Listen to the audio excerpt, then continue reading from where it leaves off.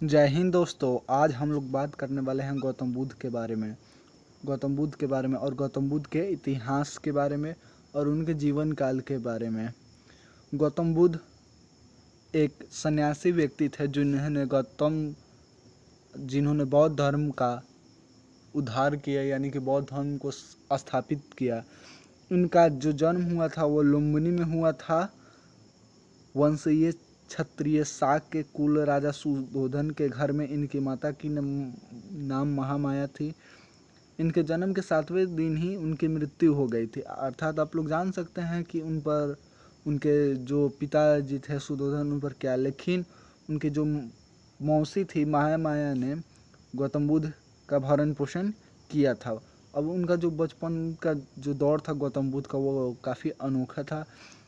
इनका नाम जो था बचपन का वो सिद्धार्थ था। बाद में जाकर जब इन्होंने ध्यान और योग और आध्यात्मिकता के माध्यम से जब इन्होंने ज्ञान को अर्जित किया, तब जाकर इनका नाम गौतम बुद्ध पड़ा था। उससे पहले इनका नाम सिद्धार्थ था।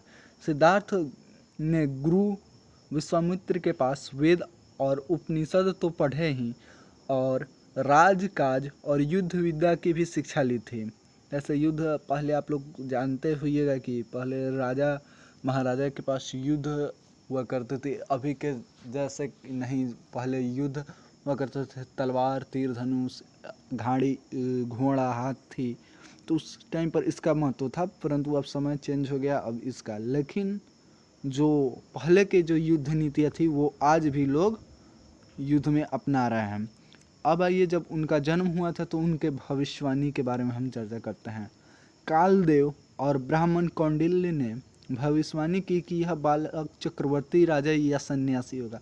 चक्रवर्ती राजा का अर्थ होता है यहाँ पे जो सभी चीज़ों को जानता हो, जो सन्यासी हो, उसी को चक्रवर्ती राजा बोला जाता है। गौतम बुद्ध का विवाह के बारे में हम चर्चा करते हैं। जो गौतम बुद्ध का विवाह हुआ था वह 16 वर्ष की अवस्था में शाक्य की कुल कन्या यशोधरा से हुआ था।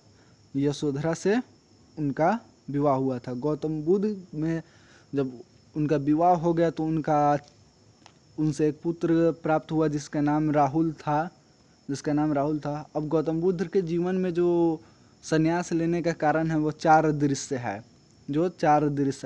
उन चारों दृश्यों पर हम चर्चा करते हैं। जब भविष्यवाणी की गई थी तो उस समय यह पता चला था कि वहाँ पे जब भविष्यवाणी हुआ था वहाँ पे पता चला था कि गौतम बुद्ध या तो चक्रवर्ती राजा बनेंगे या फिर महान संत बनेंगे, अर्थात सन्यासी बनेंगे। तो राजा ने उनके लिए हर एक महल में ही हर एक प्रकार की सुविधाओं का उपलब्ध किया था, यानी कि वह विवाह तक घर से बाहर नहीं निकले थे। परंतु एक दिन उन्होंने घूमने का मन किया तो वो बाहर गए और एक वृद्ध व्यक्ति को देखा। तो जो रथ चालक थे उनसे पूछा कि अरे ये कौन है, ये वृद्ध व्यक्ति है, तो ये सभी को होना है? हाँ, सभी को होना है। फिर उन्होंने एक बीमार व्यक्ति को देखा तो उन्होंने पूछा क्या यह कौन व्यक्ति है? यह बीमार व्यक्ति है, तो क्या सभी को बीमारी होती है? तो रथ चालक ने कहा हाँ, सभी को बीमारी होती है। फिर उन्होंने मृत व्यक्ति को देखा तो यह क्या है? तो यह मोक्ष का मार्ग है, यानी कि इंसान की जब मृत्यु हो जाती है तो वह परमात्मा के पास चला जाता है। तो उन्होंने पूछा यह सभी को होती है? हाँ, तो यह सभी को होती है। फिर उन्होंने एक सन्यासी व्यक्ति को देखा जो काफ़ी शांति मन से, खुशी मन से, प्रसन्न मन से अपने योग कर रहे थे। तो उन्होंने पूछा ये को है? तो ये सन्यासी है, तो इनका कोई राजपाट नहीं होता? तो नहीं, इनका कोई राजपाट नहीं, इनके लिए पूरा विश्व ही इनका अपना घर है। तभी से उनके मन में सन्यास की उत्पत्ति हुई। गौतम बुद्ध को ज्ञान की प्राप्ति बोध गया में सिद्धार्थ को निरंजना नदी के तट पर पीपल के वृक्ष के नीचे जल हरण किए हुए 6 वर्ष कठिन तपस्या के बाद 35 वर्ष की आयु में वैशाख पूर्णिमा के दिन हुआ था। अब गौतम बुद्ध के बारे में हम जानते हैं। गौतम बुद्ध बौद्ध धर्म के संस्थापक हैं जिनका नाम सिद्धार्थ भी था, और लगभग इनका जन्म 663 ईसा पूर्व में हुआ था। किस वंश में हुआ था? शाक्य वंश में हुआ था। गौतम बुद्ध बिहार के बोध गया में एक पीपल के पेड़ के नीचे बोध ज्ञानोदय प्राप्त किए थे, यानी कि शांति के, आत्मा के रहस्य के बारे में जाना था।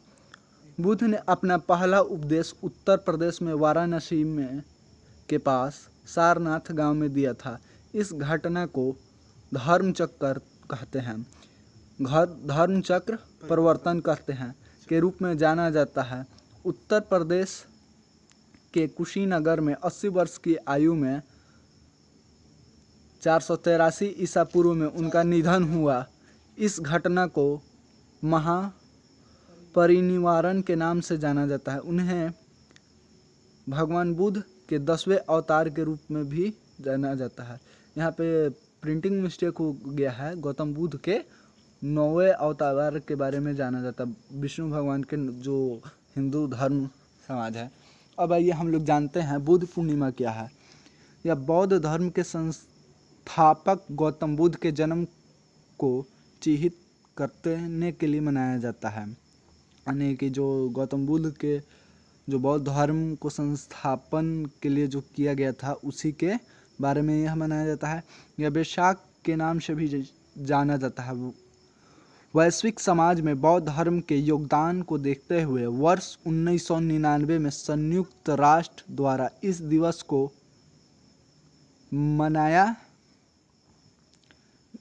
मान्यता दे दी गई। अब यथागत गौतम बुद्ध के जन्म, ज्ञानोदय और महापरिनिर्वाण के रूप में इससे तिहरा धन्य दिवस भी माना जाता है। बुद्ध पूर्णिमा आमतौर पर अप्रैल और मई माह के बीच पूर्णिमा को पड़ती है। यह भारत में एक राजकीय अवकाश है, यानी कि इस दिन भारत में भी छुट्टी रहती है। राजकीय अवकाश का मतलब जो राज्यों में या देश में जो भी छुट्टियां मनाई जाते हैं इस दिन, इसे राजकीय अवकाश कहते हैं।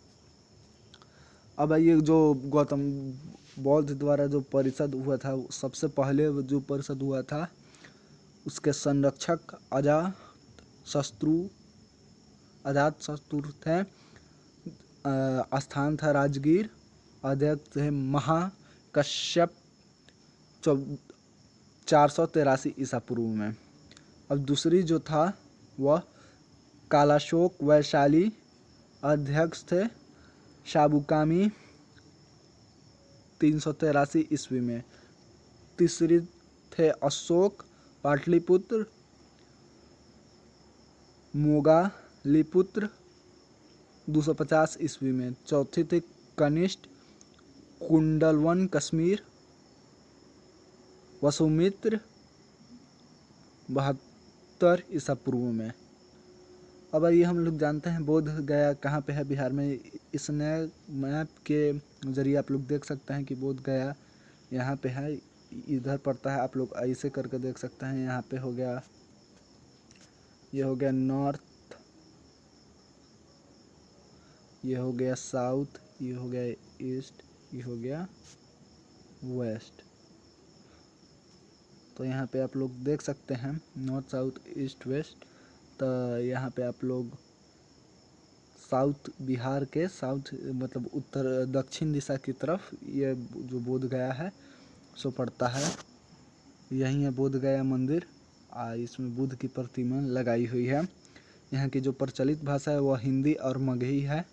2011 की जनगणना है, जिसे लगभग उस समय के हिसाब से अभी का देखा जाए तो वहीं लगभग 1-1.5 लाख के आसपास होगा। अभी देश या भारत देश में पड़ता है। अब ये जो भी उस समय जो भी भाषा प्रचलित थी गौतम बुद्ध के समय, जो भी उस टाइम पे भाषा प्रचलित थी वह पाली भाषा है। पाली एक हिंदी भाषा का ही रूप है। जैसे आप लोग सुनते हुए का पाली हो गया, देवनागरी के अंतर्गत आता है, जिसमें 21 बोलियाँ हैं। अब ये यूपीएससी 2020 का यह क्वेश्चन है। यूपीएससी 2020 का यह क्वेश्चन बहुत ही ही इम्पोर्टेंट है। आप लोग इसका आंसर कमेंट में ज़रूर दीजिएगा। इस क्वेश्चन को हमने दृष्टि IAS के टैग से लिया है, जिसे आप लोग जाकर देख भी सकते हैं। दृष्टि IAS के टैग में आप लोग जब गौतम बुद्ध के बारे में सर्च कीजिएगा तो उस पर आप लोग को यह बतला देगा। यह क्वेश्चन ध्यान से सुनिएगा। भारत के सांस्कृतिक इतिहास के संबंध में पारमिता शब्द का सही वितरण निम्नलिखित में से कौन सा है? सूत्र पद्धति में लिखे गए प्राचीनतम धर्मशास्त्र पाठ। बी ऑप्शन वेदों के प्राधिकार को अस्वीकार करने वाले दार्शनिक संप्रदाय। सी ऑप्शन परिपूर्णताएं जिनकी प्राप्ति से उद्धत्व पथ प्रशस्त हुआ। डी ऑप्शन आरंभिक मध्यकाल दक्षिण भारत की शक्तिशाली